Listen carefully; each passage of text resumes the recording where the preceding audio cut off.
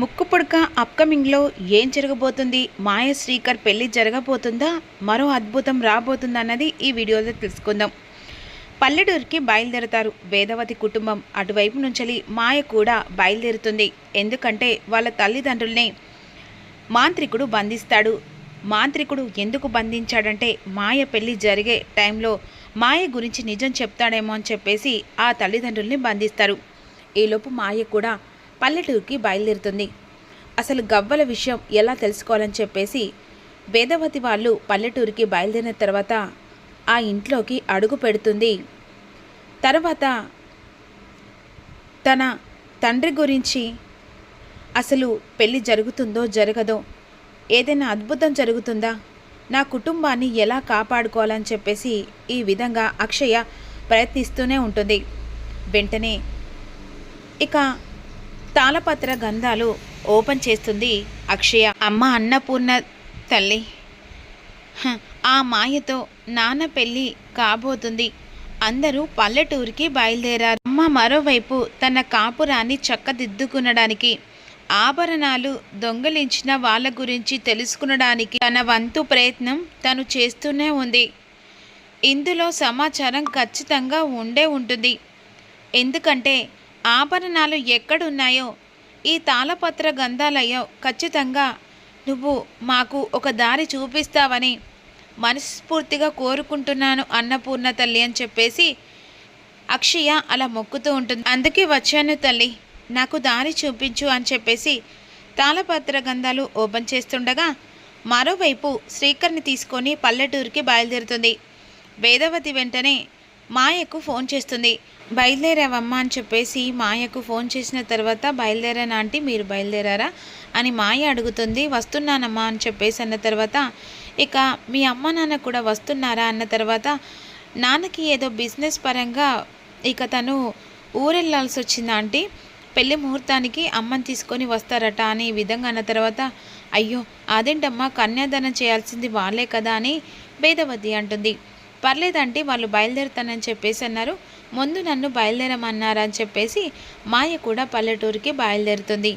ఎలాగైనా సరే శ్రీకర్తోని నా పెళ్ళి జరగాలని చెప్పేసి మనసులో కోరుకుంటూ ఉంటుంది మాయ. మరోవైపు అక్షయ తాళపత్ర గంధాలు ఓపెన్ చేసి చూసరికి ఇక ఒక్కసారి అమ్మవారి రూపంతో అక్షరాలు కనబడుతూ ఉంటాయి. ఘట్టమలేని ఇక చిన్న కోడలు తన కాపురం చక్కబడాలంటే పలు ఆలయాలు దూరమైన ఆభరణాలు దక్కించుకుంటే తన కాపురం చక్కబడుతుందని తాళపత్ర గంధాలలో అక్షయ చదువుతూ ఉంటుంది. వేదవతి లాంటి జాతకమైన అక్షయ జాతకమే పలు రూపంలో ఆ నగలను తను మాత్రమే తీసుకురాగలదు. ఎందుకంటే తన జాతకంతో కూడిన అక్షయ జాతకమే ఆ మార్గం ఎంచుకోగలదు. తను ఏదైనా సాధించాలంటే తన జాతకంతో కూడిన అక్షయ మాత్రమే అని అక్కడ రాసి పెడుతూ ఉంటుంది.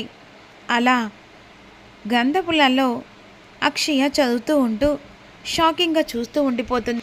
అక్షయ సకల సమస్యలకు పరిష్కారం చూపించగలదని ఆ గ్రంథంలో అక్షయకు కనిపిస్తుంది. అప్పుడు వెంటనే అక్షయ అది చూసి షాక్ అయిపోతుంది. ఇప్పుడు నేనున్న అవతారంలో అక్షయ రూపంలో కాకుండా వేరే రూపంలో ఉన్నాను.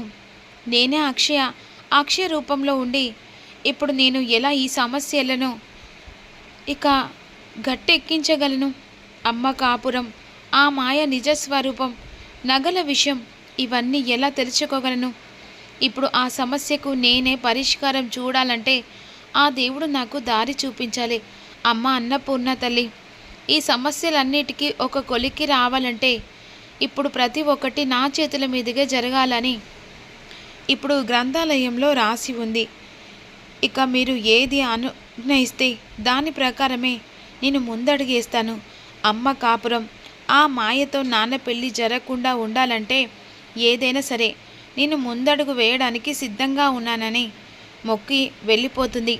ఈలోపు ఇంటికాడ టెన్షన్ పడుతూ అసలు సుజాత ఏం చేయాలో అర్థం కాకుండా ఆలోచిస్తూ ఉంటుంది. వేదవతి కుటుంబం ఇక పల్లెటూరికి బయలుదేరిన తర్వాత ఆ ఊర్లో అడుగు పెడతారు. మాయ కూడా అడుగు పెడుతుంది. ఇక వెంటనే అందరు కలిసి ఆ పల్లెటూరులోకి వెళ్తారు. ఇంటి ముంగట అన్ని పెళ్లి మండపం, అన్ని కార్యక్రమాలు జరుగుతూ ఉంటాయి. అది చూసిన కృష్ణ ఇక నిహారిక ఆలోచిస్తూ శ్రీకర్ పెళ్లితో హా అవని దూరం అవుతుంది, ఇక మాయ మన ఇంట్లో అడుగు పెడుతుంది అనే విధంగా సంతోషపడుతూ ఉంటారు. మరోవైపు ఈ పెళ్ళి ఎలా ఆపాలని చెప్పేసి అవని కంగారు పడుతుండగా ఇక దానికి సొల్యూషన్ దొరికిందా అని అడుగుతూ ఉంటుంది. అక్షయ అప్పుడు నిజాన్ని ఎలా చెప్పాలో అర్థం కాకుండా ఆలోచిస్తూ ఉంటుంది అర్చన. ఏం జరిగిందమ్మా, ఈ సమస్యకు ఏదైనా దారి ఉందా అని అడుగుతుండగా ఇక కాస్త ఆలోచించి చెప్తూ ఉంటుంది. ఇప్పుడు అమ్మకు చెప్తే నేను ఆ రూపంలో ఉన్న తన బిడ్డనని తెలిసిపోతుంది. అమ్మకు తెలియకుండానే సమస్యలన్నిటికీ సొల్యూషన్ దొరకబట్టి ఇక అమ్మకి ఎలాంటి కష్టం లేకుండా చూసుకోవాలని అర్చన ఆలోచిస్తూ ఉంటుంది. ఇక అలా అయిపోయిన తర్వాత అక్కడ పెళ్లి ముహూర్తాల ప్రకారం ఇక మండపం ప్రతి ఒక్కటి జరుగుతుంది. తెల్లారితే మాయ శ్రీకర్ల పెళ్ళి. ఆడ మండపం రెడీ అయిపోయిన తర్వాత పెళ్లి కూతుర్ని పెళ్లి కొడుకుని తీసుకురమ్మని పంతులు గారు చెప్తారు. ఈలోపు అర్చనకు మాయ గురించి అసలు నిజం అమ్మవారి రూపంలో ఇక గౌరమ్మ వచ్చి చెప్పేస్తుంది. మాయ ఒక మాంత్రికురాలని చెప్పేసిన తర్వాత ఇక అర్చన షాకింగ్గా చూస్తూ ఉండిపోతుంది. మాయ నిజ స్వరూపం ఎలా బయట పెట్టాలని చెప్పేసి అర్చన ఆలోచిస్తుండగా ఒకవేళ నాన్నను పెళ్లి చేసుకుంటే ఇక మాయ మాంత్రదండంతో నాన్నను తన వైపు తిప్పుకుంటుంది. ఆ దైవమే నాన్నను కాపాడాలి అని చెప్పేసి అర్చన కంగారు పడుతూ ఇక ఎక్కడైతే అపహరించిన నగలన్నీ అక్షయ రూపంలో అన్నీ బయటికి తీసుకొస్తుంటుంది. మరి అప్కమింగ్లో ఏం జరుగుతుంది అనేది రివ్యూలో తెలుసుకుందాం.